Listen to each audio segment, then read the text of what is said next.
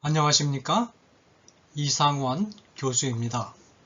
오늘은 사도행전 강의 25번째 시간 유대와 사마리아 전도 세 번째 사건 마술사 시몬을 주제로 8장 18절에서 25절을 함께 상고하도록 하겠습니다. 사도들은 사마리아 성도들이 세례는 받았으나 성령의 충만한 은사를 받지 못했음을 발견하고 이들도 성령의 권능을 받도록 기도했습니다. 하나님은 사도들의 기도를 들으시고 사마리아 성도들에게도 성령을 충만히 부어주셨습니다. 본문에는 사마리아 성도들이 성령의 충만함을 받고 행한 일들이 어떤 것인지 기록되어 있지 않으나 아마도 이들은 많은 사람들을 주님께 돌아오게 했을 것이며 귀신 들린 자에게서 귀신도 쫓아내고 병든 자들도 고치는 일을 행했을 것입니다. 그런데 이와 같은 놀라운 성령의 역사들이 일어나는 과정을 목격하면서 안절부절하면서 착잡한 마음에 사로잡혀 있는 인물이 한 사람 있었습니다. 이 사람은 마술사 시몬입니다. 시몬은 빌립이 전도활동을 전개하기 전에는 마술로 사마리아 성을 지배하던 사람입니다. 이 시절의 시몬은 사마리아 성 사람들의 두려움과 존경을 받았을 뿐만 아니라 많은 돈도 벌 수 있었습니다. 이런 지위에 있었던 시몬이 빌립의 등장으로 인하여 졸지에 지배자의 자리를 빼앗겼을 뿐만 아니라 마을 사람들로부터도 냉대를 받게 되고 자연스럽게 돈을 벌 수 있는 기회도 없어지고 만 것입니다. 물론 시몬은 빌립이 전하는 복음을 듣고 세례를 받았을 뿐만 아니라 빌립을 전심으로 따라다녔습니다. 여기서 시몬이 세례를 받은 것이 과연 예수를 참되게 구주로 영접하고 세례를 받은 것인지 아니면 빌립이 행하는 권능이 탐이 나서 위장 세례를 받은 것인지는 본문에 기록이 없기 때문에 정확히 알 길이 없습니다. 그러나 시몬이 받은 세례가 단순히 위장 세례였다고 단정하기보다는 시몬이 진심으로 세례를 받기는 했는데 받은 이후에도 이전에 누리던 사마리아 성의 지배자로서의 자리에 대한 미련을 쉽게 버리지 못하고 또 빌립이 전하는 말씀과 하나님에 대해서 관심을 기울이기보다는 빌립이 행하는 권능에 지나치게 집착함으로써 탈선하기 시작했다고 보는 것이 안전하다고 생각됩니다. 사마리아인들이 사도들의 도움으로 성령을 충만히 받고 능력을 행할 때 아마도 시몬은 그 대열에서 빠진 것 같습니다. 빌립을 충실히 따라다녔을 정도면 시몬도 성령을 받을 만한데 이상하게도 시몬에게는 성령의 권능이 임하지 않았습니다.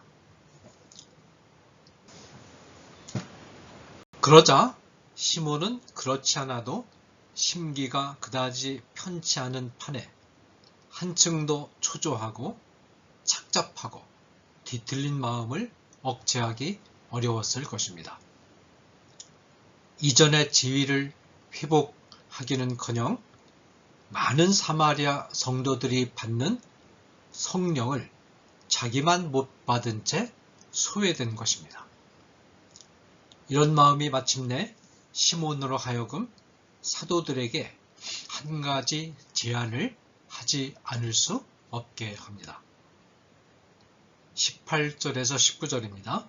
시몬이 사도들의 안수로 성령 받는 것을 보고 돈을 들여 이르되 이 권능을 내게도 주어 누구든지 내가 안수하는 사람은 성령을 받게 하여 주소서 하니.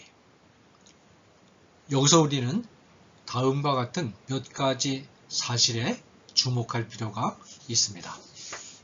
첫째로 시몬의 시도는 시몬이 겸손한 마음으로 성령의 충만한 권능을 사모한 것이 아니라는 사실을 분명히 보여줍니다.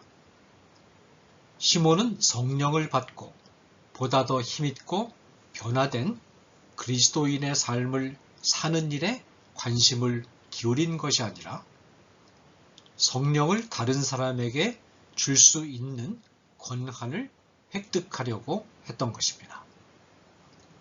시몬이 어떤 마음을 가지고 이런 권한을 획득하려고 했는가를 추측하는 것은 어려운 일이 아닙니다. 시몬은 안수를 하자 성령의 권능이 즉각 임할 뿐만 아니라 성도들이 사도들에게 복종하는 모습을 보고 사도들이 차지한 자리가 탐이 난 것입니다. 시몬 자신도 어떻게 해서든지 그 권한을 획득해서 사도들처럼 행세하고 싶었습니다. 시몬에게는 이전에 차지했던 자리를 되찾아야겠다라는 일념이 있었습니다. 우리는 교회에서 주어지는 직분을 생각할 때 그 직분을 담당할 때 뒤따르는 희생과 봉사와 고통을 보지 않고 외적으로 드러나는 지도자로서의 자리의 매력을 느껴서 그 직분을 탐내기 시작하면 거기서 교회의 타락이 시작된다는 사실을 유념해야 합니다. 둘째로 시몬은 성령에 대하여 중대한 오해를 하고 있습니다. 이 점은 오늘날 특히 한국교회 안에서도 발견되는 오해이기 때문에 매우 중요합니다. 시몬은 성령의 충만한 권능이 안수를 통해서 임한다고 생각했습니다. 시몬은 사도들이 다른 사람의 머리에 손을 얹고 기도하는 안수라는 의식이 곧 성령을 임하게 하는 수단이라고 생각하고 안수의 권한을 획득하고자 한 것입니다. 성령은 안수라는 의식을 통해서 임하는가? 안수가 어떤 특별한 의식이기 때문에 안수를 통해서만 성령이 임한다고 생각하는 것은 오해입니다. 성령의 권능이 우리에게 임하는 것은 우리에게 성령의 권능을 사모하는 간절한 마음이 있고 또 그 마음을 성령이 받으셔서 권능을 주시고자 하실 때면 언제든지 어떤 방법을 통해서든 우리에게 임하십니다. 물론 때로는 안수라는 방법을 통해서 성령의 권능이 임할 수도 있습니다. 그러나 성령이 반드시 안수를 통해서만 임한다거나 어떤 특정한 사람이 안수를 해야 성령이 임한다거나 안수를 하기만 하면 언제든지 성령이 임한다고 생각하는 것은 잘못된 생각입니다. 성령의 권능은 모든 성도들에게 임할 수 있습니다. 가정에서 간절히 기도하는 가운데 성령의 충만한 권능이 임할 수도 있고 교회에서 합심하여 기도하는 가운데 성령의 충만한 권능이 임할 수도 있고 기도원에 가서 간절히 기도하는 가운데 임할 수도 있고, 예배 중에 말씀을 듣는 가운데 찬양을 하는 가운데 임할 수도 있습니다. 모든 성도들에게 언제든지 간절히 원하는 마음이 있을 때, 그리고 성령 하나님이 그것을 기쁘게 보실 때 성령의 권능은 충만히 임합니다. 그러므로 성령의 권능을 충만히 받으려고 특정한 사람에게 머리를 내밀어야 할 필요는 없습니다. 성령의 권능이 사마리아 성도들에게 임한 것은 사도들이 사마리아 성도들에게 성령의 권능이 임하도록 간절히 기도했고, 사마리아 성도들도 사도들과 한 마음으로 성령의 권능을 받기를 사모했고, 또한 하나님도 그것을 기쁘게 여기셨기 때문에 가능했던 것이지, 안수라는 특별한 의식 때문에 가능했던 것이 아닙니다. 시몬이 행한 또 하나의 결정적인 잘못은 성령의 권능이 돈을 매개로 해서 주고받을 수 있는 것으로 판단했다는 점입니다. 성령의 상품화, 이것은 성령의 본질과 사역에 대한 중대한 오해입니다. 성령은 하나님이십니다. 하나님이신 성령은 인격을 가지신 분이십니다. 성령의 권능은 인격이신 하나님이 행사하시는 권능입니다.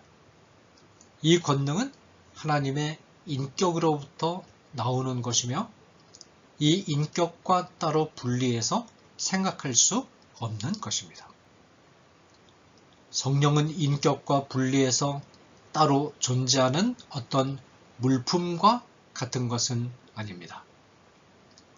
성령의 권능은 성령의 권능을 돈으로 사고 팔 수 있다는 생각은 성령의 권능보다 돈을 우위에 두는 생각이며, 성령을 돈의 지배하에 두는 것이며, 하나님보다도 돈을 더 절대적인 가치로 판단하는 우상숭배의 죄악을 범하는 것이기도 합니다. 시몬의 생각은 성도들이 성령에 대해서 가질 수 있는 중요한 오해를 잘 드러내는 것으로서 실제로 교회 역사상, 그리고 오늘의 현실 교회에서 빈번하게 나타나서 교회를 부패시키고 교회를 분쟁 속에 몰아넣는 요인들입니다. 베드로는 시몬의 생각이 얼마나 위험한 것인가를 곧 간파하고 강력한 어조로 시몬의 생각이 잘못되었음을 비판합니다.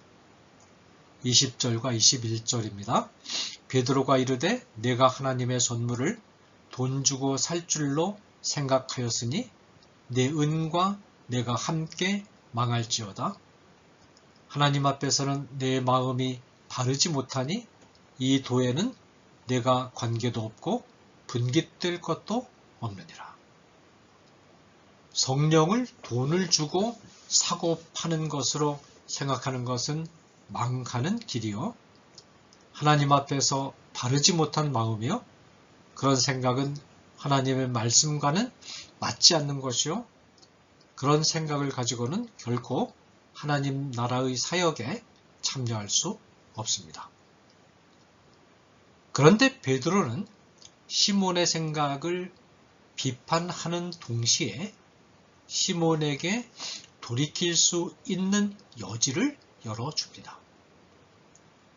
22절과 23절, 그러므로 너희 이 악함을 회개하고 주께 기도하라. 혹 마음에 품은 것을 사하여 주시리라. 내가 보니 너는 악독이 가득하며 불의에 매인 바 되었도다. 베드로는 시몬의 잘못이 얼마나 악한 것인가를 거듭 지적하면서 악한 생각을 회개하고 주님께 용서를 비는 길만이 유일한 살 길임을 지적합니다. 얼마나 이 생각이 악한 생각인지, 회개하고 주께 기도할 때 주님이 사하여 주실지의 여부를 베드로도 확실히 장담하지는 못하겠다는 것입니다. 확실히 사하여 주시는 것이 아니라 혹 마음에 품은 것을 사하여 주시리라는 것이죠. 왜냐하면 시몬의 죄악은 성령을 거스르고 회방하는 죄의 범주에 들어갈 가능성이 매우 큰 것이었기 때문입니다. 베드로의 회개 초청은 시몬에게는 매우 중대한 갈림길이었습니다. 만일 시몬이 얼마 후에 교회 역사상 최초의 이단인 영지주의의 창시자가 된 시몬과 동일인이라면 시몬이 이단의 길에 들어서는가를 결정하는 분수령은 베드로의 회개의 초청에 대해서 시몬이 어떻게 반응하느냐 하는 것입니다. 그러면 베드로의 회개의 초청에 대해서 시몬은 어떻게 반응했을까요? 시몬이 대답하여 이르되 나를 위하여 주께 기도하여 말한 것이 하나도 내게 임하지 않게 하소서 하니라. 24절입니다. 시몬은 베드로에게 간청해서 베드로가 말했던 것과 같은 저주가 자기에게 임하지 않도록 기도해달라고 부탁했습니다. 언뜻 보면 무리 없는 반응인 것처럼 생각됩니다.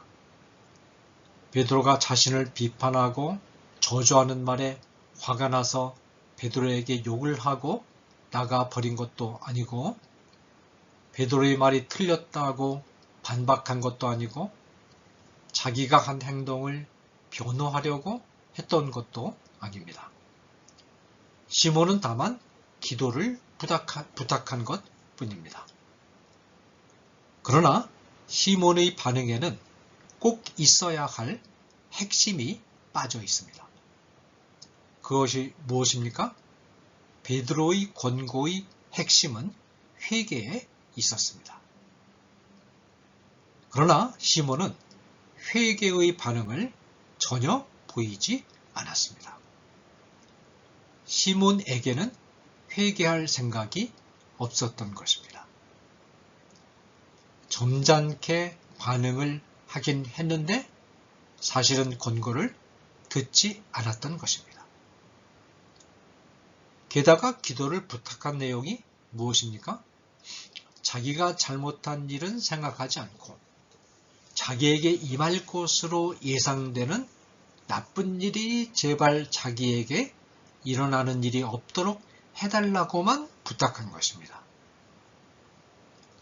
그 나쁜 일로부터 해방되기 위해서 해야 할 일을 가르쳐 주었는데도 그 일은 하지 않고 다만 나쁜 일만은 피해야 되겠다라는 이기주의가 그 마음속에 자리 잡고 있음이 드러난 것입니다.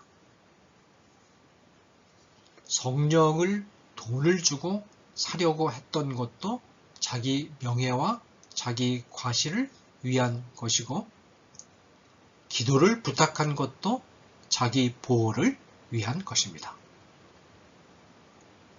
이와 같은 자기중심적인 생각을 먼저 회개하고 난 이후에 기도를 부탁하는 것이 바른 순서였습니다.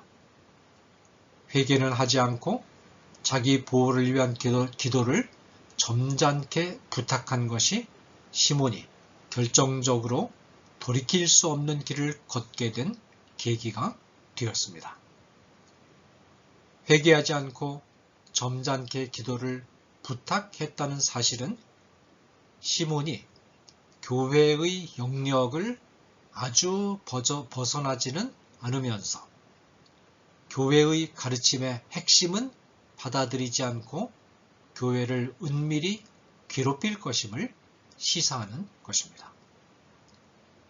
베드로 일행은 권고를 받아들이지 않는 시몬을 그대로 둔 채 베드로를 사마리아의 여러 촌을 순회하면서 전도 활동을 한 후 예루살렘으로 돌아옵니다.